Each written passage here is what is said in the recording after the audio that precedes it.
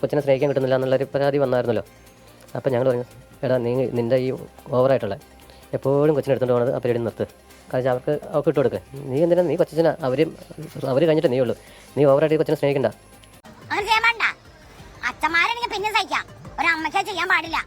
10 മാസം ചുമന്ന് പറ്റൊരു അമ്മയാണെങ്കിൽ ഒരിക്കലും അവിടെ ചെയ്യില്ല. ആലുവയിൽ ആ ഒരു പൈതലിനെ പുഴയിലെറിഞ്ഞ് ഇല്ലാതെ ആക്കിയ ആ ഒരു നികൃഷ്ട ജീവിയെ ഇന്ന് പോലീസുകാർ തെളിവെടുപ്പിന് കൊണ്ടുവന്നപ്പോഴത്തേക്ക് നാട്ടുകാർക്ക് ആ ഒരു ജന്തുവിന്റെ മുഖം കാണണം എന്നൊക്കെ പറഞ്ഞ് വലിയ രീതിയിൽ അവിടെ ഒച്ചപ്പാട് ബഹളമൊക്കെ ഉണ്ടാക്കുന്നത് കണ്ടു. പ്രിയപ്പെട്ട നാട്ടുകാരെ, ആലുവക്കാരെ, നിങ്ങളോടാണ് എനിക്ക് ആദ്യമേ ഈ വീഡിയോയുടെ തുടക്കത്തിൽ തന്നെ ഞാൻ ഈ ഒരു കാര്യം പറഞ്ഞങ്ങ് പോവാം, എന്നിട്ട് ബാക്കി ഡീറ്റെയിലേക്കൊക്കെ പോവാം. അത് വേറൊന്നുമല്ല, നിങ്ങൾ പ്ലീസ് ഇനി അവളെ ചിലപ്പോൾ തെളിവെടുപ്പിന് വല്ലതും അങ്ങോട്ട് കൊണ്ടുവരികയാണെങ്കിൽ നിങ്ങൾ പോകാതിരിക്കുക. എന്തിനാണ് നിങ്ങൾക്ക് അവളുടെ മുഖം കണ്ടിട്ട്, ഇതുപോലൊരു നികൃഷ്ട ജീവിയുടെ മുഖം എന്തിനാണ് നമ്മൾ കാണുന്നത്? കാണിക്കില്ല, ഇവിടുത്തെ നിയമം അത് സമ്മതിക്കില്ല, കാണിക്കില്ല. ചോദ്യങ്ങൾ അതിന് ഒരുപാടുണ്ട് എൻ്റെ കയ്യിൽ. അത് വേറൊന്നുമല്ല, അവളുടെ മുഖം കാണിക്കത്തില്ല, അവന്റെ മുഖവും കാണിക്കുന്നില്ല.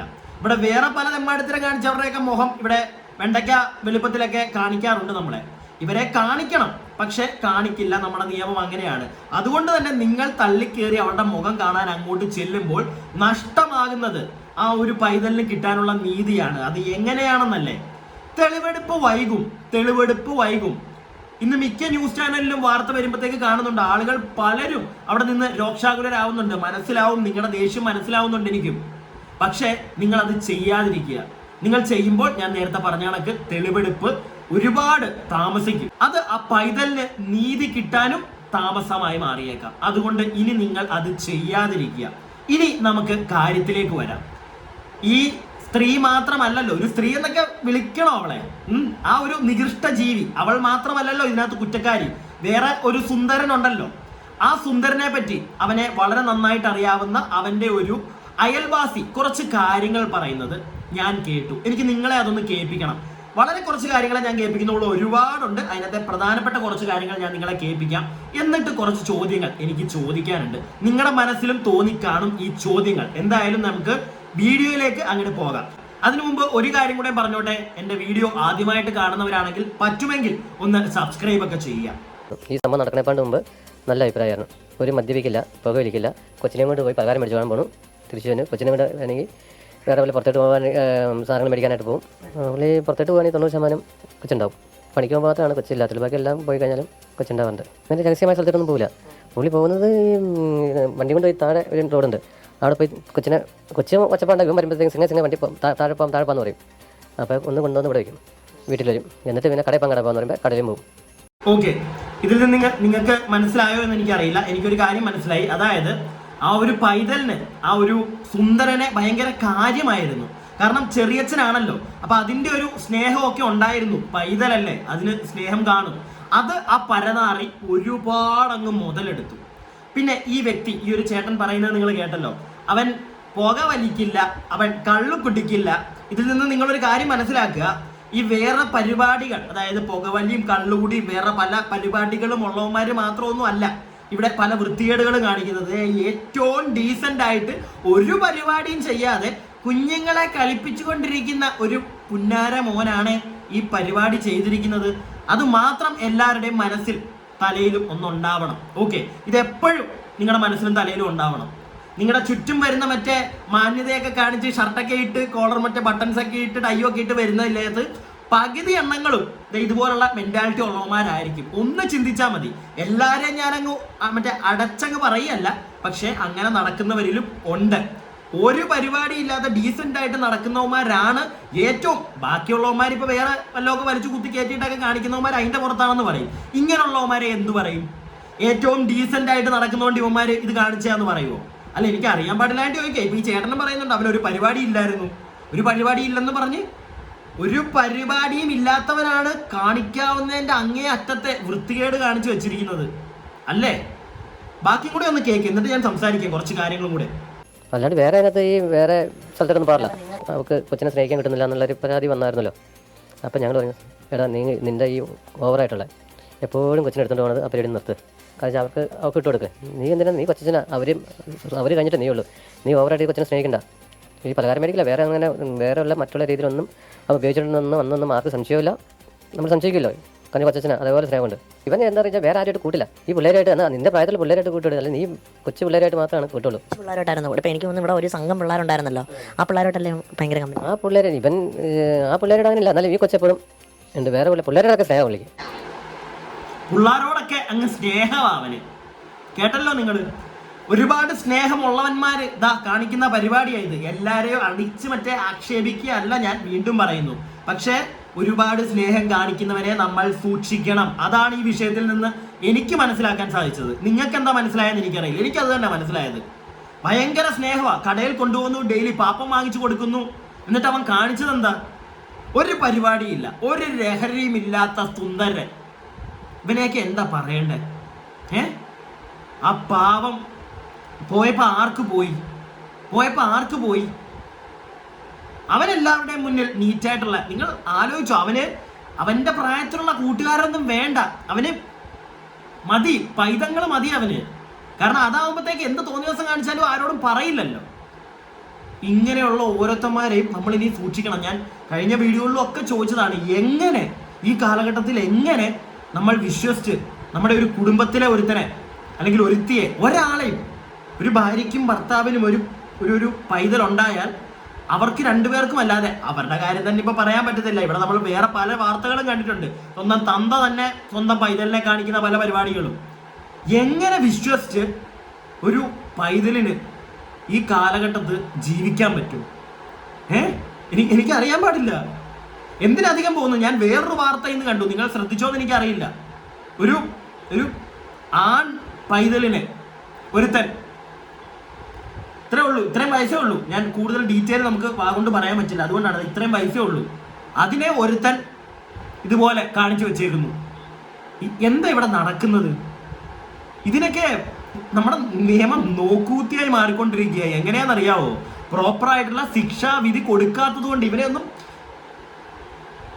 തീർക്കുക, അത്രേ ഉള്ളൂ.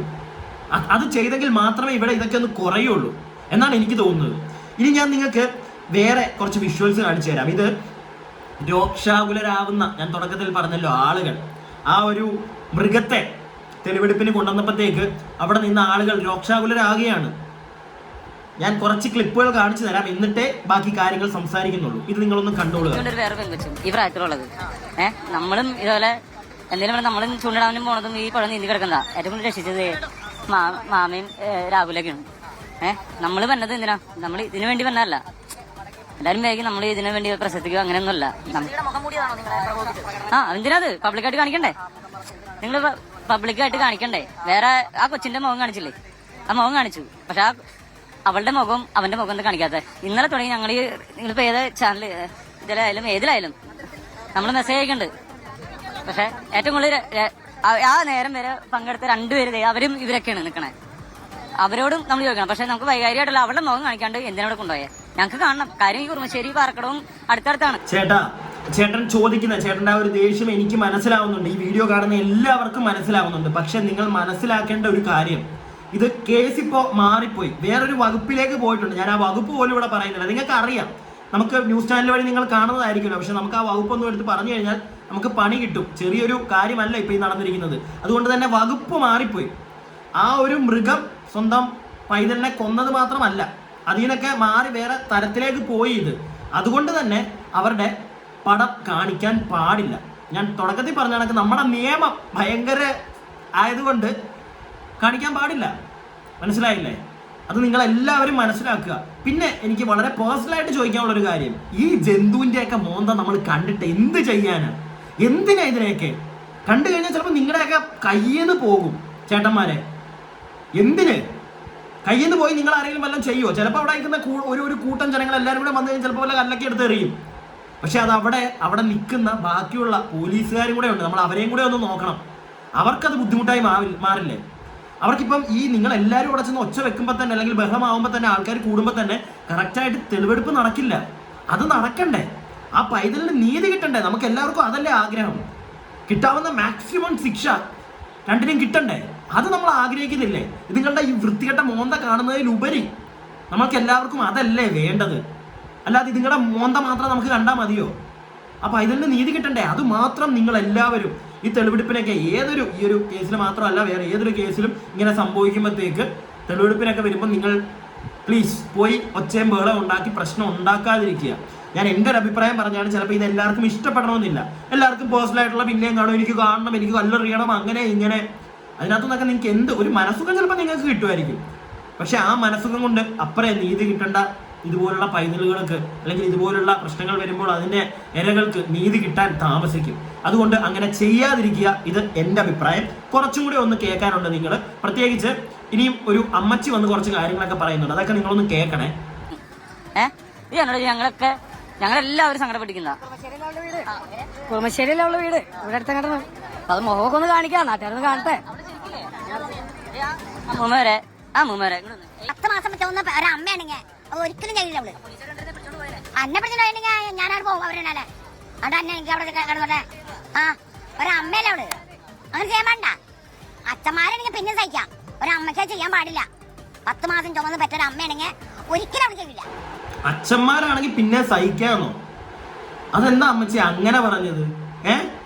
അച്ഛന്മാരാണെങ്കിൽ അങ്ങനെ സഹിക്കാൻ പറ്റുമോ? എനിക്കറിയില്ല.